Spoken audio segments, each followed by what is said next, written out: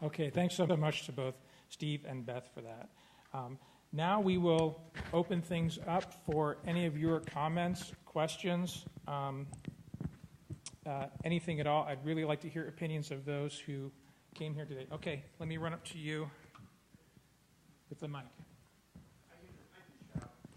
You can shout? Okay, I'll repeat your question. Can you, before we begin, it seems like the potential for bias is one of the main concerns here.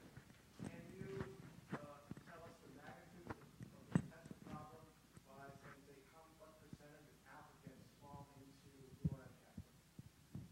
Some of us who don't have the latest data on the issue. How large of a potential effect is this in terms of the overall number of applicants? Can we break the problem down by how do, are you talking about with our own internal data? What is the magnitude of the potential for bias against that applicant? Are we talking about 5% applicants, 10% of the applicants that fall into the category that they historically done poorly on the test? What's the magnitude of the supposed risk to diversity? I think I'm going to throw this to the pro team and see if they have a response to that, or the con team, excuse me. I think what he was asking. Okay, I'm not sure if I understand. I think what you were asking is what percentage of our applicants come from underrepresented backgrounds. I was going to say, at least in the immunology program, it's historically been around 30%. I think that's what it is, and 35% at our highest, and 29% overall in PIBS. So we think that's a substantial fraction. Yeah, that's true. Male, female. I think our PIBS applicant pool is 60-40 female to male, and females are disadvantaged on the GRE based on this data as well.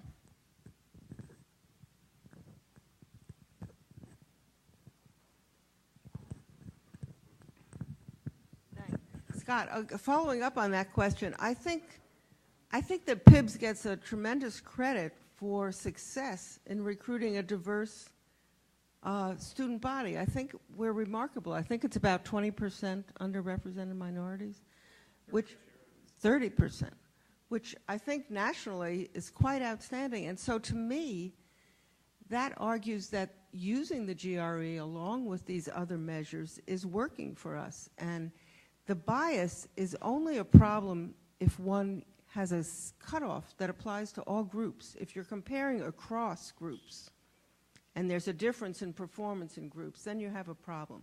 But if you're taking that into account along with the other measures that we're using, then I think it's clear that it's working. Thanks, Miriam. Any other comments about that? Hi, Dave Antonay. I'm in the CMB physiology programs. First, I want to thank Scott for doing such a great job of doing such a thoughtful process in looking at this. This is great. My question is really, I don't have a defined opinion yet, but I'd like to ask the GRE team. So we just had our bias training, unconscious bias training, and the bottom line of that was there is no case where there's no bias. You need to recognize bias and then work on it. You mean every part of any measure of a student? And in this case, any measure of a student might carry a bias. And so one could actually argue the opposite. At least the GRE is actively assessing the degree of bias, and there's a chance that we can understand that when we look at the GRE scores, and there's a chance that we can work towards improving this test. If we move towards GPA, we're looking at the biases carried by undergraduate professors all over the country. So again, with the idea of reducing the amount of information, and I just wonder if you have thoughts about the fact that there are certainly other biases, or the biases of going to Stanford versus my alma mater, Gettysburg College. And so there's bias at every step, and some of them seem to me to be much worse than the GRE bias. I'll come back to you, Martha. Right, I'm happy to respond to that. You're absolutely right. There is the potential for bias at every level. I mean, letters of recommendation can show bias. Certainly, undergraduate institutions. You're right. So it's not. It is difficult to eliminate bias. I think it's practically impossible to eliminate bias. I guess, again, my argument would be that the GRE not only introduces the potential of bias, but I believe it actually imposes a financial burden as well. So those other metrics are things that the students are going to have to do one way or the other, but the GRE is an optional thing that we can ask for. And so the cost of the I can't you know, we were really motivated in our group. We talked a lot about students. We've known of stories of students who have, you know, paid to take those prep courses multiple times in an effort to try to get their scores increased. And the testing service will only send the score to 4 schools initially. And for every school above and beyond that, there's an additional cost. And then if you take the prep again, and a lot of times for students who are coming from, say, you know, rural areas or from Puerto Rico and things, we've known of students who've paid to fly to another location to be able to take the test, been up, you know, all night on bus rides to be able to take the test and things. And then, of course, their performance doesn't necessarily change. Now, I agree with what I think you're saying is that if we ourselves are aware of the bias, we can look at these scores with some filter that will allow us to see them more clearly. But I'm still very, very worried. I can tell you that the reason we went in immunology to not showing the scores at all to begin with is because it's hard when the first thing we used to have on our PIBS page was we would have the GPAs, the schools they were from, and the GRE scores right there. Before you've ever opened up the application and even read the student's statement or their research statement or their letters of recommendations or anything, the first number that hits you is GPA and GRE scores. And I think it's hard for us to not be biased by a low score. I think it's just human nature to feel like somebody that, you know, a score that falls in the less than the 50th percentile in some measure is a real problem. And yet, we know of examples of students who've had scores in the less than 50th percentile. I stand before you as a endowed professor at the University of Michigan who had a verbal score less than the 50th percentile, and I'm not the only one in the room.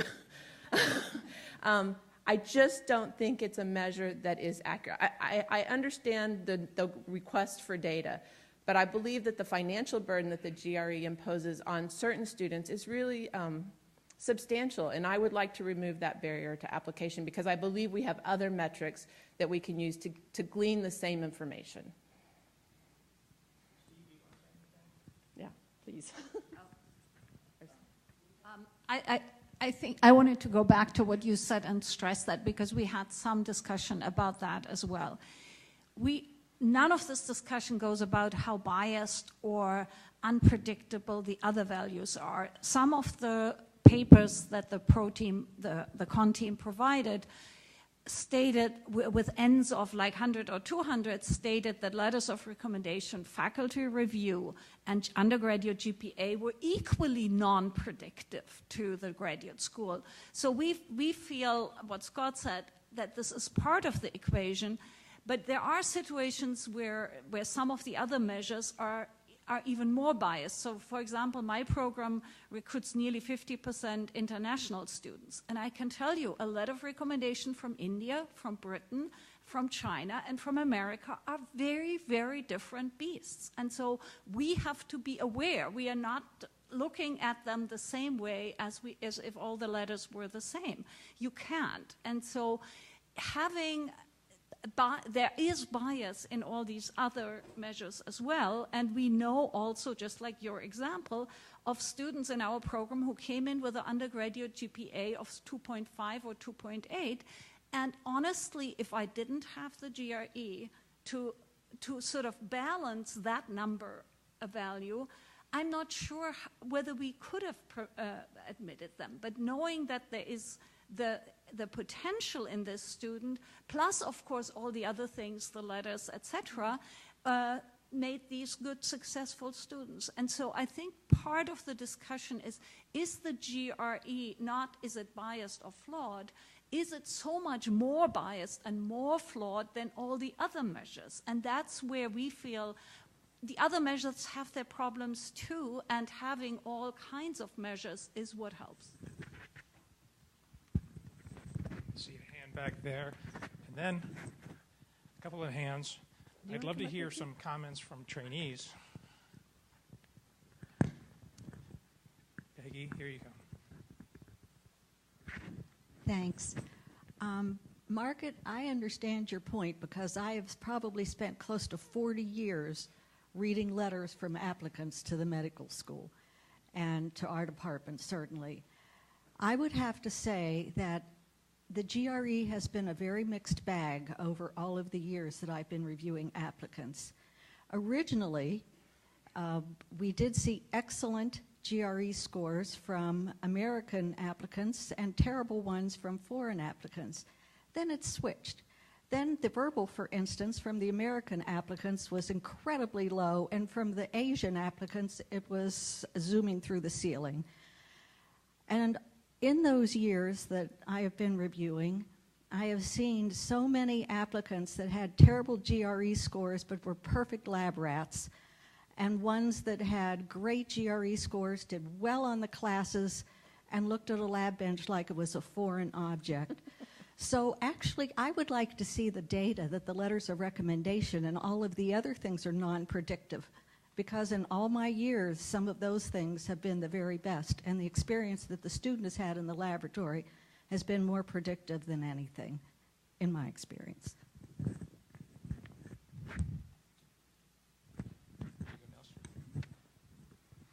Hi, I'm Niels Water. My main appointment is chemistry. In chemistry, we haven't used GREs in about 8 or 9 years, and we have not regretted it. I think the biggest problem is overall that there's a very high risk that they are used effectively as a cutoff. Of course, programs say we don't have a cutoff, but the committee sits together. If one committee member says, I don't think this student hits the bar, that student is out in a competitive admissions process. And if one person just has that sense that, well, this number looks low, it's just very tempting to use that openly or less openly in the discussion.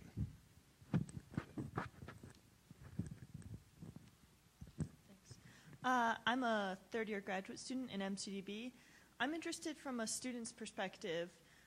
I understand the experiment and I understand the results that we get, but what is the question that we're asking with the GRE?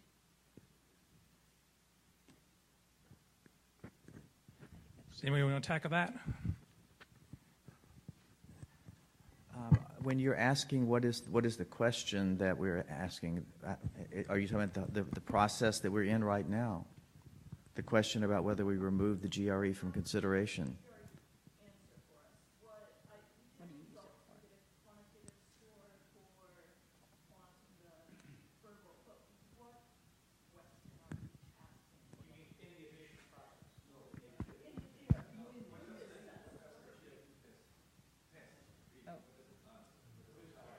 Oh, so there are various criteria within the GRE.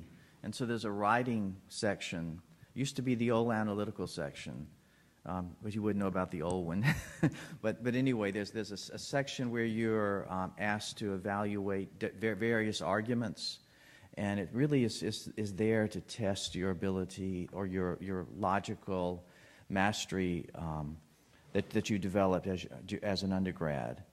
So you'll be supporting a particular argument through your discussion, and then there are usually 3 tests that are given for that, and then there is a verbal section where you are. It's really your command of the language. There's some grammar type things in there, understanding of grammar, understanding of, and so let's say someone scores really poorly. Let's say they have a 20th percentile in a verbal. Then what I would do is I would look at that and think, well, okay, if that student, I mean, we might look, we'll then look at some of these, let's say look at their English literature courses and how they've done in their, at least in our admissions committee. We would look at their GPA and look at their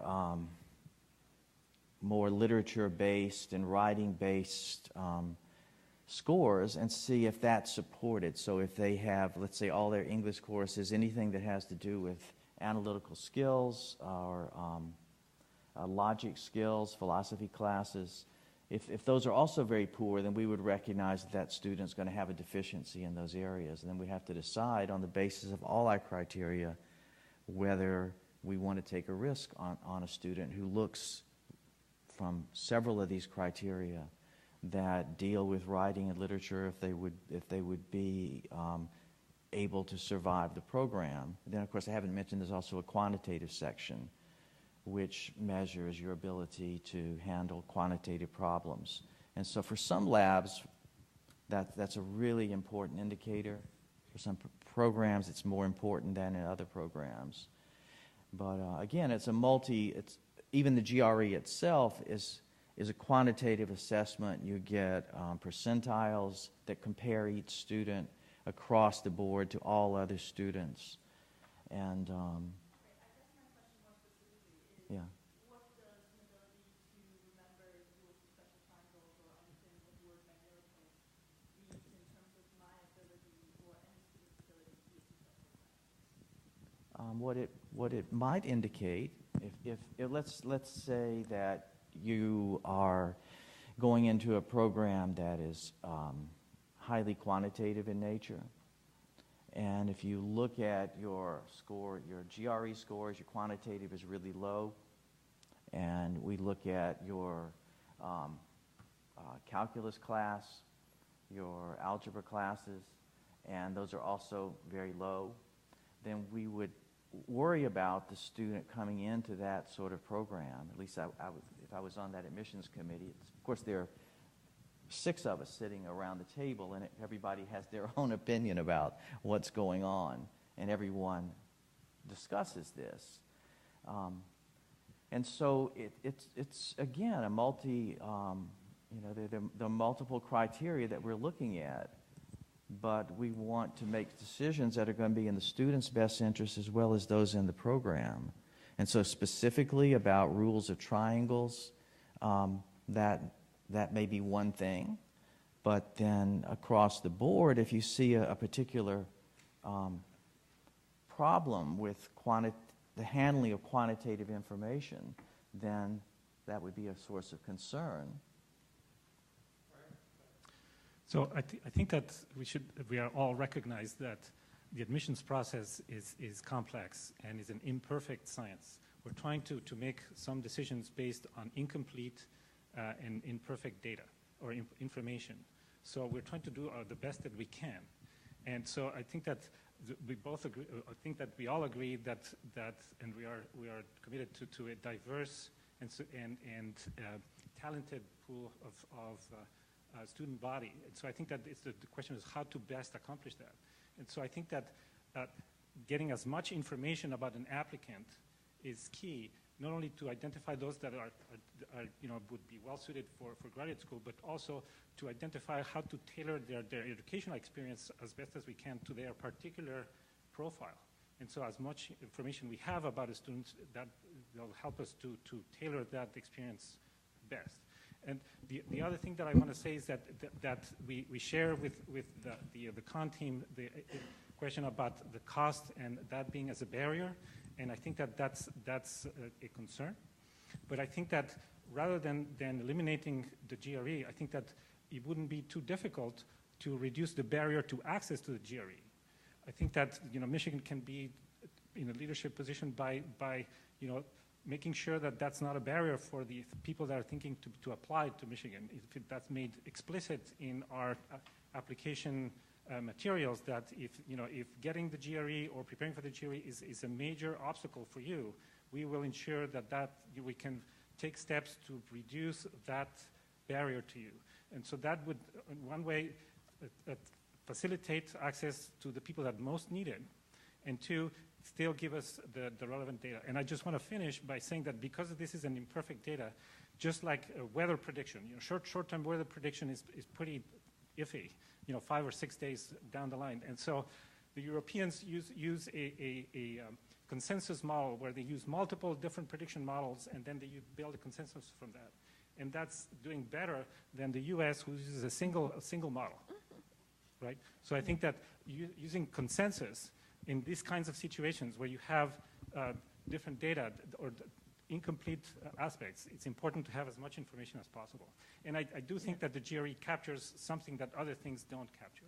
I guess if I could just say, one of the things that we discussed is I think what we are opposed to is the requirement for the GRE. I don't think we have any problems with the situation that y'all are discussing where an applicant might have had poor undergraduate GPA, they take the GRE, they do well on it, and they want to submit that as an additional piece of information to consider in their particular case. I don't think we would have any problem with it being optional for a student to submit the GRE. We just don't want it required. And I would prefer, because I don't know logistically how the University of Michigan could provide access to the GRE prep classes for every applicant who wanted to apply to us. What I would prefer to see, and I do understand that for the quantitative disciplines there may need to be some competency evaluation at some level, but I would prefer to see us come up with a 10 or 20 question exam that students applying to biophysics or bioinformatics or whatever that they could take, that they don't have to pay for. They just take it when they interview, or they take it online before as part of their application or something, so that we don't have that barrier. I mean, some other option like that. If you feel like you have to have that quantitative measure and that that's really valuable, I just think there may be some other way we could get that same information that would not present the bias and barrier that I feel the GRE does. So I kind of want to second that. I don't have all of this data. This is just a personal experience, but, oh, sorry. I'm Melissa. I'm a second-year human genetics graduate student. Third year, thanks. I have done well in math since middle school. I love it. I enjoyed it. I got good grades. In college, I took a BC calculus test. I took the AP exam. I got a top score. When I went to study for the GRE, I was able to study because I had the money to buy a book, and I had a job that my family had kind of helped introduce me to, so I had the time.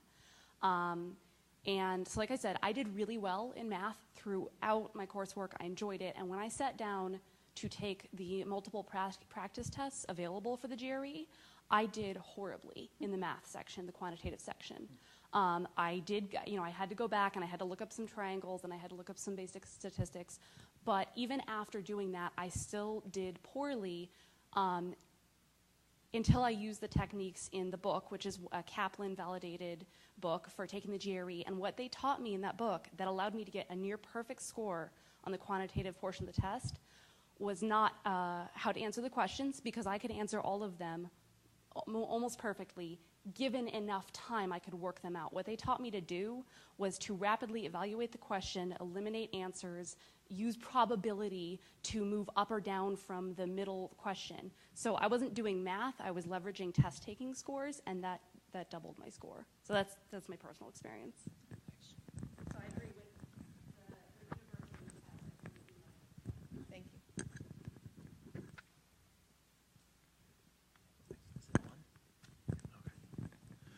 Hi.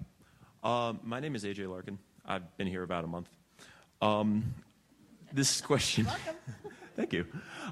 This question is for the con team, not to pick on them, but just something I noticed while going through the references. One of the references did a similar study to the one that we saw, where a panel of professors rated graduate students on a scale of, I don't even think they said if it was 1 to 5 or whatever, but they rated the students and then compared their GRE scores, among other things. And it did find that the general GRE scores did not really correlate with success for the students.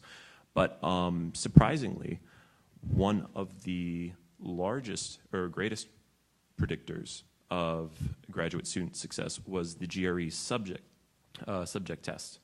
So how does the con team feel about subject tests, and would this suggest that maybe instead of standardized tests being bad, would it just suggest that we're using the wrong type of test? Right. So our group did talk about the subject test requirement quite a bit. So there's two basic problems with the subject test as a requirement. Again, I don't think we have any problem at all with optional submission of these scores. One problem is that there's not a subject test available in every discipline that we offer Ph.D. degrees in. And certainly speaking as someone for the immunology program, we often have applicants who come from small liberal arts colleges where there's not even an immunology course offered.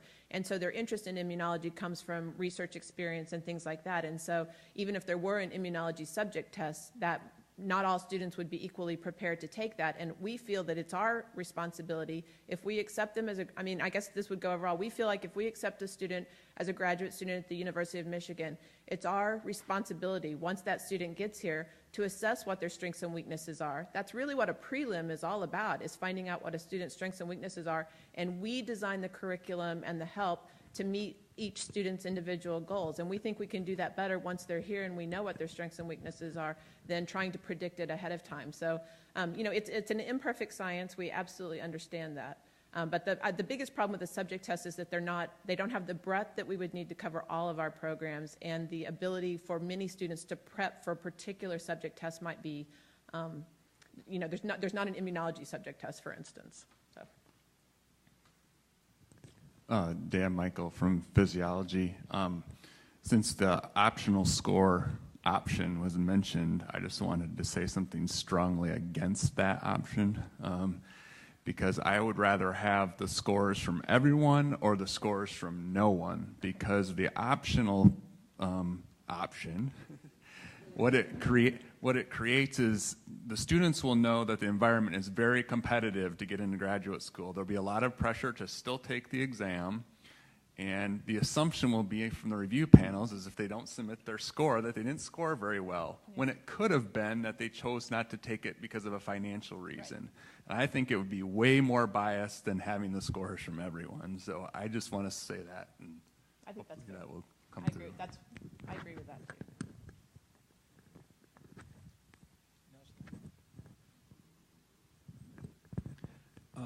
I wanted to, again, I'm Niels Walter from chemistry. I wanted to make a couple points about the difference between theory and practice. I totally agree. I've never taken the GRE, but coming from Germany, but what I've gathered is that in theory, of course, it does test math skills and verbal skills and all this. But in practice, it's mostly about test-taking skills. And this is general, the experience that we've just heard about, I've heard many, many times from students. And think about this way. Is that test-taking skill, that is being able to, to answer certain limited questions in a period of time where you sit with maybe dozens of people in a warehouse or so and answering very specific questions in your cubicle, is that really a situation that you will ever encounter in graduate school? And that then will predict on how you will do in that situation in graduate school. I don't think so. I hope not in my program. Yeah, right. So that's, so again, if it really was a take-home exam, maybe some sort of, really intellectual exercise, and it was about that, I think it would test math-taking skills perhaps. But I think the way it's run by necessity, it will test other things. Right. And that is, I think, the reason why ultimately there are warehouses in China where, students take these GRE tests, they are prepped for it, they ace them. I don't think they perform, we admit them into our graduate programs, I don't think they perform any better than any domestic student with much lower GRE scores. So that experience of having gone through this in these warehouses where they do the prep courses in China, and really are prepped for it, and then ace all the scores, 2400, whatever score, are not representative of ability in graduate school. I wanted to also add, so in chemistry, as I mentioned, we haven't used the GRE scores ever since Rackham started discouraging using them. And instead, what we do is we really scrutinize the grades. So we have discussions about, this GPA is good, but the student really seems bad at math and physics. Will that work for chemistry as a physical science? And I think that actually integrates over a longer period of time, rather than a couple hours of exam testing, quantitative skills, for example, for a quantitative graduate program. And in my own experience, and I think there are some students from my lab here, but so they should close their ears. But from my own experience, I've noticed that in my lab, which is quantitative biology based, I can correlate with GPA sometimes. So students that get a 3.5, 3.6 and better are performing better. That doesn't mean that they couldn't, any student couldn't be productive if you find the right project for them, right? But there is some correlation in terms of how many papers. And again, that goes back to the idea that the GPA, the GRE to me, having used the GPA instead of the GRE, really the GRE is redundant if anything, then it's redundant with the GPA if you really use all the grades specifically and look at quantitative, classes that they've taken and so forth. Well, I'll just say that for most of the studies that we examined, there was no better correlation of the GRE with whatever the metric of success was than with GPA. So I think they're, our basic crux of our argument was we thought that they were similar indices. But I will say that the GRE, the SAT, all of those tests were originally described because with a 4.0 GPA, that's not a lot of room to discriminate between students, obviously. And so the hope was that to get something with a larger scale to give you better discrimination. But as we see, I think, our philosophy is that it's, still a flawed metric. This is Greg Dressler from Pathology. With respect to admissions, and I've been here 23 years or so, and I've done admissions over the course of that time, and it's really hard to distinguish between applicants, and when you talk about GPA, we all know that there's a great disparity in the quality of undergraduate education in this country, and sometimes kids come from schools that some of us have never even heard of, and some, apply from Stanford or MIT. And, the GRE, in my view, is really the only standardized countrywide metric. For better or for worse, the biases we know about, we've already identified. I'd agree with the first comment that it's better to have an identified bias than an unidentified bias. But it's really the only standardized metric we have. And, I find it ironic that we're in a room full of scientists arguing about whether we should have more data or less data. Last but not least, and I'll throw this out there, Scott, maybe this is an issue. Are we at all concerned about having GRE data available, how that this might be potentially used against us if we are ever subject to, being sued or given the Trump administration and what they're doing now with respect to affirmative action? Is that a concern that by not having this data available, it maybe it protects us from something like that? That did occur to me. For sure. I think Pat's got Yeah, something I've to got one person up here, and then you're next. Hi, my name is Yuran Liu. I'm actually a recent grad of undergrad here. And I want to follow up to Dr. Dressler's point first and say that while it may be the only standardized measure that we have across the country, we know that most standardizations are not unbiased, and that in terms of standardized testing specifically, the ways that they score the tests and the kinds of questions that they select for future tests are based on students that have historically scored higher scores in the past. So there's kind of this systematic bias that's built into the testing structure. But the point that I was going to make separate from that is that we've been talking a lot about competency and talent in an applicant, and I think there's been some conversation in academia settings more recently about the idea of a fixed mindset versus a growth mindset.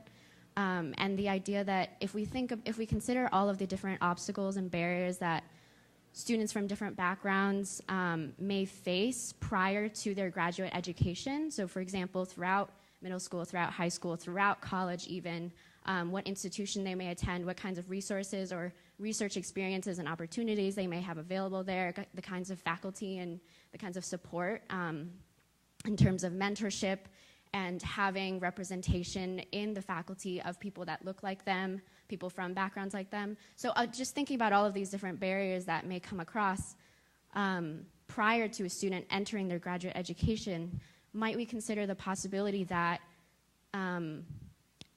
graduate training, the 5-6 years or more of PhD training, could be sufficient to prepare a student with potential, with motivation, with work ethic, to be a very successful member of the community, of the scientific community, even if they are not necessarily coming in at a level of, a certain quantitative or verbal or whatever the GRE measures, competency or efficiency. And so I think that's a point that we want to consider as well, that, even if we take a student and we measure values like motivation and passion and commitment and work ethic, things that cannot be measured by something like the GRE, and then we put them, we take a risk on in them, and we put them in a supportive environment in graduate school where they're enabled to flourish and develop these training and skills, might that be as effective? Those are absolutely the students that the admissions committee are looking for. And the use of a number of criteria allows us to do that. And there are going to be times that GRE scores are low. There'll be times that particular letters are not reflective of some of the other letters or some of the other criteria. And so the use of multiple criteria is really important. And so yes, there'll be, we don't want to be focusing just on the GRE, but there's certainly, we've been a lot of case studies or single data points presented about, well, okay, I had a low GRE and I did really well. Statistically, that is our statistical measure, and the best statistical studies out there, the widest population, the most numbers, support the GRE as being a good predictor of graduate success. And so if some statisticians wanted to talk about that study that actually was not cited by the other team, then that would be welcome information. But there are case studies in various ways. There are people who've done really well on their GREs, and that saved them to bring them into graduate school. But whatever we're doing on the graduate committees is to identify those passionate students and students who have the right background and we feel like can be successful in the program. And so all these variables are really important.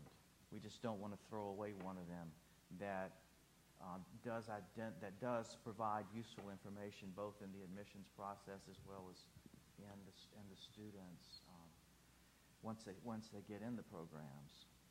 So I'm Pat Schloss, Department of Microbiology and Immunology. So I would take issue with the idea that we want to get rid of data. I mean, I want to get rid of bad data. And there's this issue of differentiating signal and noise. And from the literature and looking at peer institutions, perhaps the best study that's out there of peer institutions is Vanderbilt's. It was published a year or two ago, where they have a similar program to PIBS. They had something like 500 students they tracked over 5 or 10 years, looking at a variety of outcomes. GRE had zero correlation with any of those metrics. Going back to the idea of the institution that the students come from, institution that the students came from didn't matter either. My best students have come from schools I've never heard of before. Hiram College, Grand Valley State, I mean, I've heard of that. But, you know, these schools, it doesn't matter, right? If you're in computational biologists and you're looking at their quantitative score rather than their calculus scores, I suspect your graduate program's going to have other problems. And so it really is an issue of signal and noise. And we can all say, well, I'm a scientist. I don't have to worry about bias, or I can correct bias. And all of the bias literature says that that's just not true. There are legendary studies of symphonies that are trying to recruit people to be part of their symphony. And when they don't put a veil in front of the stage, they basically get all men, right? So you put a veil up, the number of women that you get goes way up, right? Why is that? Because you're removing the noise of the person's gender, right? And so that's my belief, and I think our con-side belief, that we need to remove this noise of GRE. And sure, there's opportunities for bias with research experience and with letters, but there's also considerable signal there, right? There's a lot of bias in terms of, you know, racial and gender makeup with GRE, but there's no signal, right? There's no signal that you're trying to divine by getting through all that bias. I guess one thing I'd say is that the Kuntzel and Hazlitt article that was published in Science in 2007 that the Pro Team cites, I encourage you to read that article and also to read the commentaries. There are 3 commentaries that come after that article, 2 of which point out problems that particular people saw with the analysis, and then a response from the authors again. And I think it's really insightful. Again, I think we feel like the problem with that study, again, to remember, that is the largest study, but it also crosses all fields, humanities, social sciences, as well as biological sciences. And it has a comment in the article, too, that GPA also predicts as well as GRE score. So that's really the crux of our argument there. That's really an interesting paper that everybody really should, I think, check out, that Kunsel paper. And it gets at an issue that actually there's been a lot of talk about, which is restricted range. The restricted range problem, which somebody on Twitter educated me about. The restricted range problem, as I understand it, is that if you look at graduate students in an institution like U of M, I see that hand in the peanut gallery and you're next. If you look at graduate students in a PhD program, that's a selected group. Those are the students that were accepted, right? So you're leaving out all those students who are not, who were not accepted, right, or didn't apply. And that is going to include a wider, by definition, because we use the GRE, it's going to include a wider range of GRE scores. So how do you get around that? You can't track the success of students in graduate school if they don't go to graduate school, right? So what do? It's an inherent limitation in the data. The Kunsel study actually uses something called a corrected correlation. That's what they publish in that figure. And I don't know exactly how that correction works. I couldn't figure it out from the, I'm just not qualified to understand the supplementary materials, but it does bump up the correlation numbers for all of those categories. It's just something that we have to deal with. It's an imperfection in our data set. Yeah, I'll just point out, one of Claire's real problems with that study was that it did not take into account the racial differences. It didn't look at students across racial barriers. That was all comers, where it was really swamped by majority students. So I think we're also leaving out the socioeconomic status, which I think we need to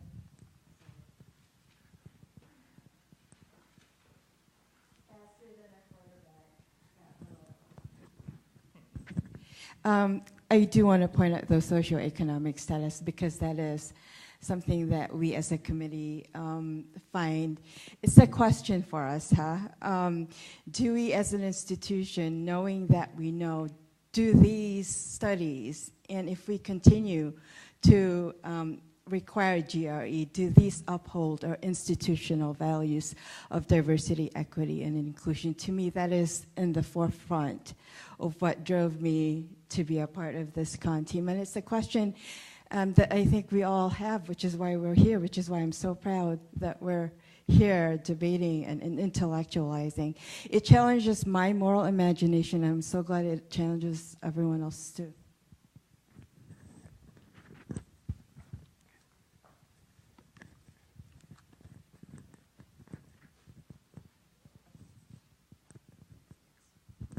Hi, my name's Jimmy Brancho. I just graduated from chemistry in May, and I'm working as first-year faculty at the Sweetland Writing Center. My GRE scores are trash. I just want to highlight two things. So we've been talking a lot about distinguishing between graduate school applicants, and I want to make sure that we're all appreciating the difference between people who get to apply and get to be considered in that process and people who can't apply or who are so discouraged from applying by the process itself that they don't get to be part of that data set. And I think that's a really important distinction. And I also, as a second point, am not seeing the connection for how the GRE actually improves diverse participation in graduate school. If data is surfacing that shows that the GRE is stilted against people of a certain racial background, a certain socioeconomic background, or against people who don't grow up in English-speaking cultures, how do we reconcile that, having that as a requirement with a commitment to diversity, equity, and inclusion? And that's a point that I haven't heard completely enunciated by the pro side yet today.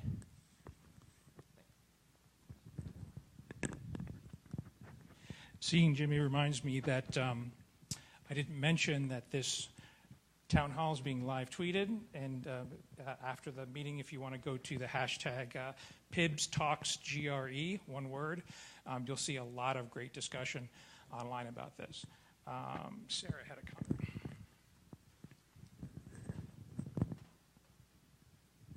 Hi, so I'm Sarah. I am going to be a fifth year in CMB, and kind of working off of what Patrick said and what that student just said. Let's say you're in a admissions committee meeting and you see a really fantastic GRE score from a white male, and then you see a mediocre, bad GRE score from a minority female. If you know that there are these biases, you're going to say, well, we should take that into consideration. And at the end of the day, how is this different from not having that data point at all?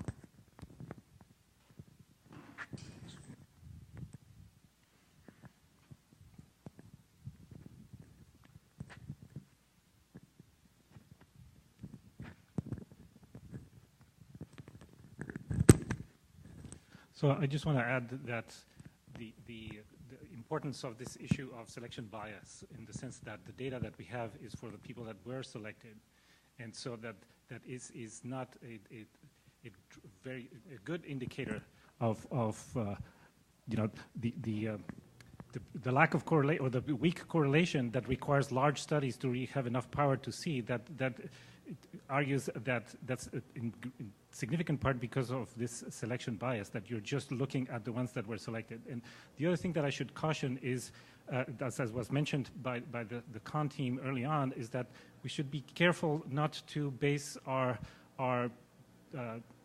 decisions on individual cases. We've heard several individual cases now, which argue that GRE scores are meaningless. But again, that's a few examples from the people that were actually accepted to those programs. So to me, that is an indication that the admissions program was good enough to recognize that those scores were not necessarily an invalidation. And so the other point that I would make is that I think that the GRE scores for the scenarios where would the GRE score be useful, if you have a GRE score that is actually quite good from some person from within a underrepresented minority or with certain difficult circumstances, that would give us a lot more weight to that score, right? Even if it's not off the charts, but if it's quite significantly above what you would expect from other students in that category, that could can certainly outweigh other criterias in that applicant's portfolio. I just remind you that this data, though, is not this is not for applicants who are in school. This is all applicants, yes. And it is so biased. I'm not comfortable with a piece of data that is so biased that I know that it predicts race and gender more than it predicts ability. So just because the data is correlated with race and just the performance is correlated with race and gender, that doesn't mean that that information is not useful. I disagree. I do disagree with that. I think that means that's it's like having ELISA data when the standard curve doesn't work. No, you have to throw it out. No, that's not true. The race and background also affect other criteria that we use. So that just to pick on just the GRE because But the GRE is something that is optional. We can't make undergraduate education optional. We can't make research experience optional. We can't make letters of recommendation optional. But the GRE is optional. So I do think we can control that. I still think that we were losing information. When we recognize these biases, and those are certainly well recognized within graduate admissions committees, and that is taken into account as we are evaluating the candidates.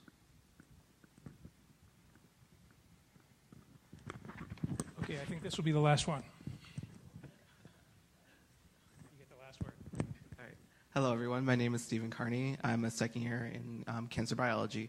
And I just wanted to make one really quick point. Like during my interview process, I'm not going to include the university, but let's just say that it became part of the actual interview process where she asked me about my GRE score. So I did really well on the quantitative, but my verbal was like average.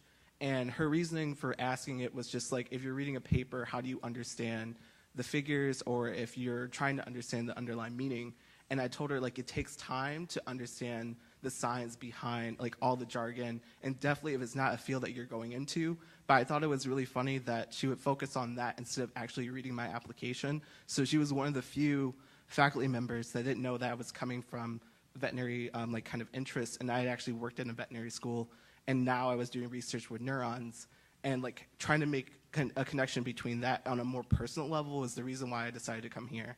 So that's what I can say is that if you have interviewers who don't have the social skills and just use the number or try to start a conversation with that, you're definitely going to lose really good applicants.